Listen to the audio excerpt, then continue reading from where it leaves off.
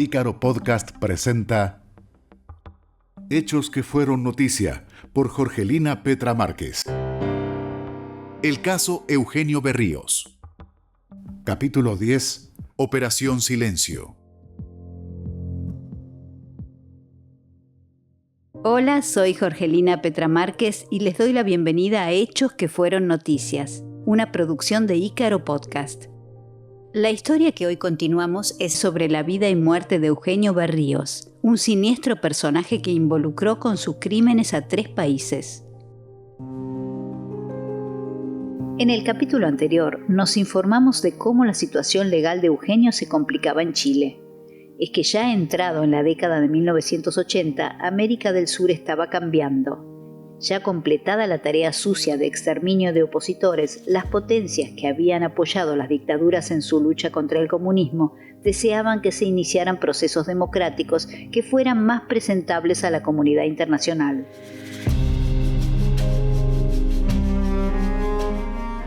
Durante 1983, Brasil, Bolivia y Argentina ya habían iniciado procesos democráticos, dejando atrás a las dictaduras, procesos aún condicionados por la presencia militar, que no renunciaba a sus prebendas, y sobre todo a lograr la impunidad para los autores de los crímenes cometidos en esos años de plomo. Los chilenos hemos sido convocados a ratificar, mediante un plebiscito, Chile estaba cambiando también.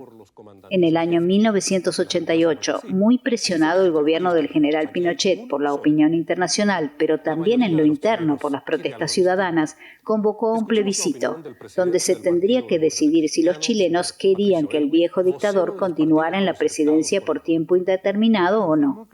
La mayoría de los partidos políticos optaron por el no, por supuesto, y fueron muy ingeniosos en la campaña que se inició en lo inmediato.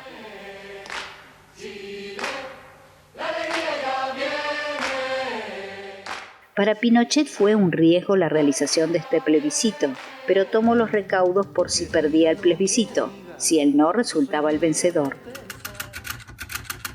Harry Burns, embajador de Estados Unidos en Chile en esos días, así se lo manifestó al Departamento de Estado norteamericano en un mensaje secreto. Pinochet's plan es simple. El plan de Pinochet es sencillo. A. Si gana el sí, perfecto. B. Si la lucha resulta muy reñida, recurrirá al fraude y la coerción. C. Si parece que los votantes se decantan claramente por el no, empleará la violencia y el terror para ponerle fin al proceso, lo que significaría una pérdida considerable de vidas. Votos sí, 76.068. Votos no, 93.968. Pero se equivocaron tanto el dictador como el embajador.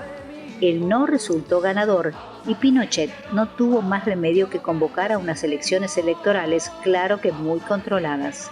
Significó un retorno a una democracia parcial, pero fundamental para el futuro chileno.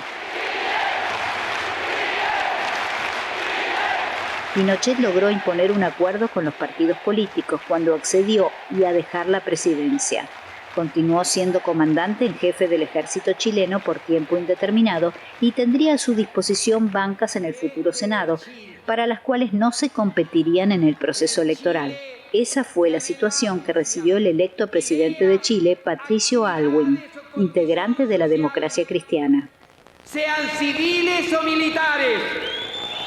Sí, señores. Sí, compatriotas. Civiles o militares.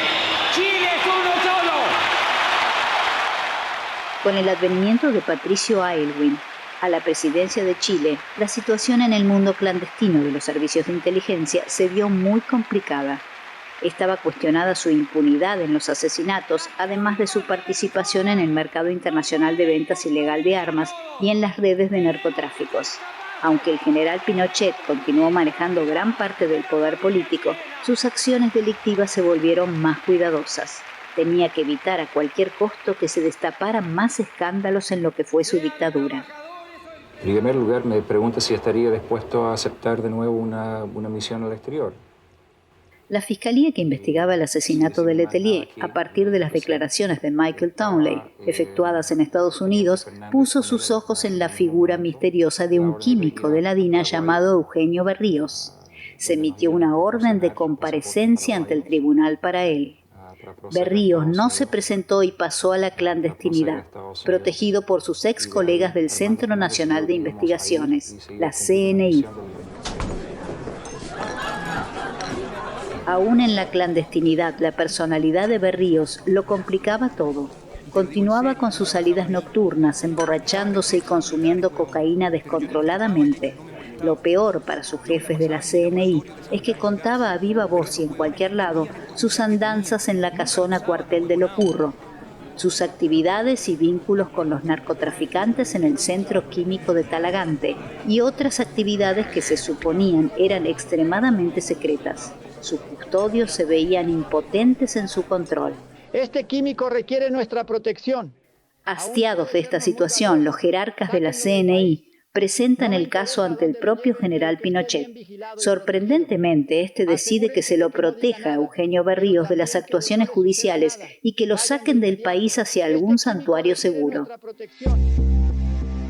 Mientras la CNI, para poder cumplir la orden de Pinochet, reactivaba la Red Cóndor, que tan bien funcionó durante la dictadura, Eugenio Berríos fue vigilado de cerca por agentes devenidos en custodias. Pero nada bastaba para contenerlo. Por ejemplo, se encontró con un amigo en un restaurante y le contó todo. ¿Cómo vas manejando este asunto de los cheques sin fondos? ¿Hay posibilidad que te procesen? Estos desgraciados no me dejan tranquilo. ¿Los detectives de la fiscalía? ¿O los prestamistas que dejaste colgado? ¿O tus colegas de la coca? Je, la verdad hacen fila para romperme la cresta. Voy a extrañar estos mariscos y este vinito. ¿Por qué? ¿Estás por viajar? Sí, tengo que ahuecar el ala. Estoy muy enrollado con este asunto. Pero no puedes pasar la frontera. Tienes captura por los cheques protestados. No, tatita. Si salgo voy a usar una chapita. Usted sabe que yo tengo mi gente que se mueve. Al general Augusto Pinochet le informaron de que el juez chileno Adolfo Bañados tenía ubicado a Eugenio y estaba por dictar una orden de detención contra él, esta vez acusándolo por su participación en el homicidio de Orlando Letelier en Estados Unidos. Alarmado, comenzó a dar órdenes para resolver la situación. Lo hizo ante un grupo de 6 generales y lo dicho trascendió.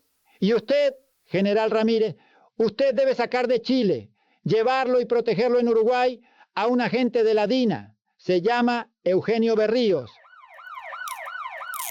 Pinochet ordena y Eugenio dispone otra cosa. En febrero de 1991, Berríos fue detenido por la policía por una gresca que mantuvo con algunos acreedores que lo buscaban por los cheques sin fondo. Ya en el juzgado salieron a la luz los otros requerimientos anteriores también por sus estafas con cheques. Es enviado a prisión. La CNI pagó la fianza en forma anónima y Eugenio recuperó la libertad. Sugestivamente al juez que buscaba a Eugenio por su complicidad en el asesinato de Letelier, nunca le llegó la información de que estaba detenido. En los días transcurridos en la cárcel de Capuchinos, en Santiago de Chile, Eugenio Berríos se contactó con narcotraficantes peruanos y colombianos, presos como él. Aprendió de ellos y esto hizo que su negocio de producción artesanal de cocaína se potenciara una vez que recuperó la libertad.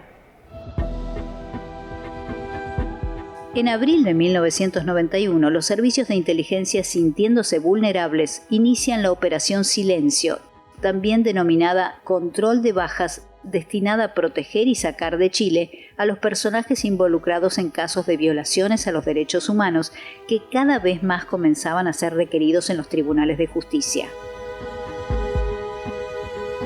Pinochet había decidido que Eugenio fuera enviado a Uruguay. La orden fue cumplida y lo sacaron de Chile. Fue en octubre de 1991. Tan proclive al pensar en un ayer pacífico, feliz, quizá demasiado. Uruguay ya se encontraba en pleno proceso democrático con la presidencia constitucional de Luis Alberto Lacalle. Entonces, ¿cómo se explica que los chilenos consideran a este país como un santuario que alberga a sus criminales? La respuesta es porque los servicios de inteligencia de estos países aún continuaban actuando en la clandestinidad como en tiempo de la dictadura, sin que los poderes legislativos, judiciales y quizá también el ejecutivo estuvieran enterados de sus andanzas. El cóndor seguía con vida, aunque con algunas particularidades. A pesar de que la represión a izquierdistas funcionó entre los países en total armonía, las antiguas desconfianzas geopolíticas subsistían latentes. Chile desde siempre incluyó en sus planes de guerra de potenciales enemigos a la Argentina, a Bolivia y a Perú. Con estos dos últimos mantuvo una guerra a fines del siglo XIX. Con Argentina, Chile estuvo a minutos de iniciar un conflicto armado en 1978 por las islas del Canal de Beagle, en el extremo sur. También en 1982 apoyó a Inglaterra cuando ésta entró en guerra con Argentina por las Islas Malvinas. Uruguay y Chile no tenían ese tipo de conflictos. No poseen fronteras entre ellos y posiblemente vieran a Argentina como un enemigo potencial común a ambos. Se aplicaba la máxima de si tú eres enemigo de mi enemigo, entonces eres mi amigo. Por lo tanto, Uruguay se convirtió en un santuario amigable para los represores chilenos, siempre y cuando todo se hiciera en el más estricto secreto. El primer militar que Chile instaló en Uruguay fue el mayor Arturo Sanhueza, requerido en su país por varios asesinatos.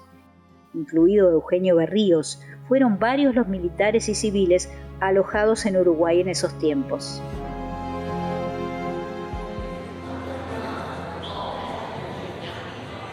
El documento falso que exhibió Eugenio cuando arribó a Montevideo el 31 de octubre de 1991 estaba a nombre de Hernán Paredes Orellano, su nueva identidad. Lo acompañó Arturo Silva Valdés, el jefe del operativo de fuga, y Raúl Lilo Gutiérrez, otro agente. Los esperaba el teniente coronel uruguayo Tomás Casela, nada menos que el jefe del Departamento de Inteligencia del Ejército.